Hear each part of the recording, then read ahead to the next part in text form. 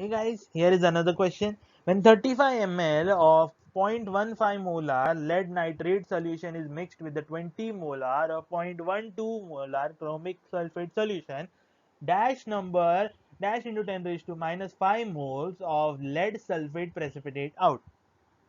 So we need to find what the value of the blank is.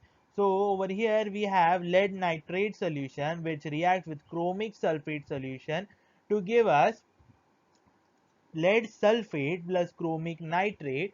So if you look over here, we have 35 ml of 0.15 molars and 20 ml of 0.12 molars equals to 5.25 millimoles for this and 2.4 millimoles over here. We know that molarity is number of moles upon volume. So if we multiply with the volume, we get the number of moles over here. So this is the number of moles for this species. These are the number of moles for this species.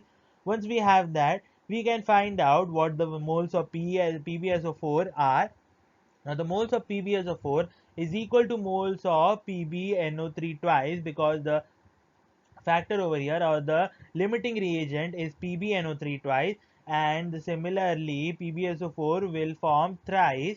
Similarly PbSO4 will form 1 moles, or PbSO4 will form 1:1 ratio, the moles that will be formed or will be having of PbNO3 twice, because they are having the same stoichiometric coefficient. So 5.25 millimoles are the number of moles for PbSO4, and if I take 10 raised to minus 5 the power from out of it, I get the number to be 525.